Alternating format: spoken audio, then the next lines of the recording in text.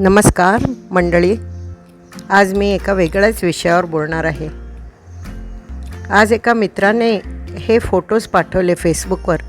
ते पाहून मला काही आठवणी आल्या, काही विषय सुचला आहे, त्या विषयावर मी बोलणार आहे.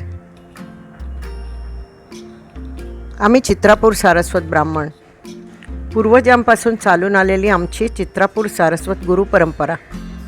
आम्ही जगद्गुरू आदि शंकराचार्यांचे अनुयायी, अद्वैतात विश्वास राखतो. ब्राह्मण समाजात प्रत्येक कुटुंबाचं एक गोत्र असतं आणि प्रत्येक गोत्राचा एक आदि स्वामी, मूळ पुरुष, ऋषी असतो. जसं की अत्री, भारद्वाज, वत्स, गौतम, कौंडण्य इत्यादी. आणि त्यांचे आपापले कुलदेवताही असतात. पण आज मी एका वेगळ्याच बाबतीत बोलणार आहे. प्रत्येक कुटुंबाला जसं एक गोत्र असतं, एक कुलदेवता असते, तसंच प्रत्येक कुटुंबाचं रक्षण करणारा नागही असतो. देवळाच्या अंगणात नागाचं छोटं देवालय असतं आणि रोजची पूजा आणि ज्या दिवशी त्याची प्रतिस्थापना झालेली त्या दिवसाचीही अशी वार्षिक रूपात पूजा केली जाते. पूर्वी आपले लोक गावातच राहायचे. स्वतःची जमीन, स्वतःचं घर असायचं, मोठं अंगण असायचं, शेत असायचं. आणि अंगणात एके ठिकाणी हे देव, नागदेव, काळ्या शिलेपासून बनवलेले हे नागदेव, त्यांची प्रतिस्थापना होऊन एक छोटंसं असं मंदिरसारखं असायचं. आपण साऊथला गेलो की तुम्हाला ठिकठिकाणी अंगणात दिसतील बघा. छोटी अशी अंगणात बांधलेली असतात देवळं. त्यात नागदेवता असते आणि मग बाजूला चौंडी म्हणून, म्हणजे ती रक्षण करणारी वास्तूचं अशी असते, त्यांची पूजा केली जाते. पण पूर्वी आपले लोक गावातच राहायचे. स्वतःची जमीन, घर असायचं. अंगणात हे नागदेव स्थापिलेले असायचे. सर्व सोपस्कार त्यामुळे व्हायचे. आणि रोज यजमान पुरुष त्याने घरात पूजा केली की बाहेर येऊन तो अंगणात नागाची पूजा करून जायचा. सो काही प्रॉब्लेम असा नव्हता, सगळं सोयीस्कर होतं. पण नंतर सर्व मुलं शिक्षण घेऊ लागली, बाहेर जाऊ लागली, गावच्या जमिनी विकल्या गेल्या. त्याबरोबर ते नागालयही नवीन मालकांच्या हद्दीत आलं. थोड्या जमिनीवर तर परकीयही राहत असत. मग ते कशाला बरं पूजा अर्चा करतील. आधी तेवढं काही लक्षात आलं नाही. पण हळूहळू दिवसेंदिवस कठीणाई वाढत चालली. काही ठिकाणी आजारपण म्हणा, काही ठिकाणी मृत्यू, काही ठिकाणी दारिद्र्य, गरिबी, भांडणं, असं सगळं होऊ लागलं. प्रत्येकाची पत्रिका पाहतात, त्यात नागदोष असेल तर नागदोषाची पूजा करतात, सर्पदोष असेल तर सर्पाची ते यज्ञ करतात वन टाईम. पण मग याच्यावर गंभीर विचार करायचं ठरवलं आमच्या स्वामीजींनी. आणि त्यांनी माहिती घेतल्यावर त्यांना एक अगदी खूप सुविद्य असा एक ज्योतिषी शास्त्री मिळाला. आणि त्यांनी त्या ज्योतिषांनी सांगितलेली माहिती महत्त्वपूर्ण आहे.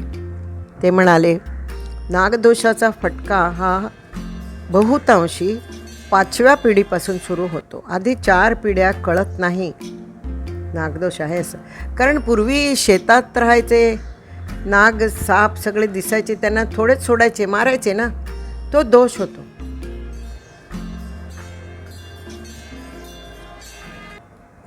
तर त्यांनी सांगितलं हे 5व्या पिढीपासून असं होतं. आणि त्यांनी काही मार्गदर्शन सांगितलं. त्याप्रमाणे स्वामींनी सर्वांना आदेश केला की प्रत्येक कुटुंबाने आपल्या मूळ गावी जाऊन आपले नाग तिथे कोणत्या परिस्थितीत आहेत, नागशिला, नाग म्हणजे नागशिला, त्याची पूजा अर्चा होते की नाही वगैरे माहिती काढून पुढचं पाऊल उचलावं असं सर्वांना सांगितलं. आणि सर्व कुटुंबाने तसंच केलं. शक्य असेल त्यांनी जिथे होते तिथंच पुनर्वसन केलं. आणि ज्यांना अशक्य होतं, नव्या रहिवाशांची परवानगी मिळत नव्हती किंवा इतर काही कारणामुळे शक्य होत नव्हतं, त्यांनी आपापले नाग विग्रह आणि तिथली माती खणून आणली. स्वामीजींनी चित्रापूर श्रीवल्ली मठात एका जागी सर्व नागांसाठी प्रतिस्थापनेची व्यवस्था केली आणि सर्व सोपस्कारांसहित स्वामीजी स्वतः त्या पूजेत बसतात. असं केल्यामुळे हळूहळू वातावरण निवळत गेलं आणि समाजात सुसूत्रता आली. आजार, कर्ज, बेकारी हळूहळू सर्व दूर झालं. खरंच याचं सारं श्रेय आमच्या गुरूंना जातं, स्वामीजींना जातं. एखादी आई जेव्हा मूल कष्टात असेल, दुःखात असेल, तेव्हा त्याचं दुःख निवारण करण्यासाठी कशी झटते, तसंच आमच्या गुरूंनी केलं. म्हणूनच तर आपण गुरु माऊली म्हणतो ना त्यांना. एखादा राजा आपल्या राज्याची काळजी कशी घेतो, वडिलांच्या जागेवर असतो तो जनतेसाठी सर्व सोयी बघतो. तशीच गुरु माऊली फक्त समाजाचा धार्मिक उद्धार करण्याकडे लक्ष नसतं फक्त त्यांचं, तर सर्वांगीण विकास करण्याकडे त्यांचं लक्ष असतं. हे सर्व त्यांच्यामुळे शक्य झालं आहे, त्यांच्यामुळेच शक्य झालं आहे.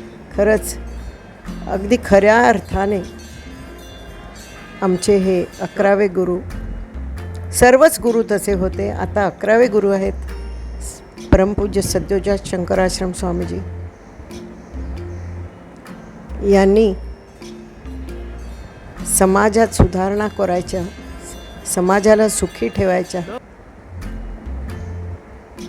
खूप खूप खूप मेहनत घेतली आहे.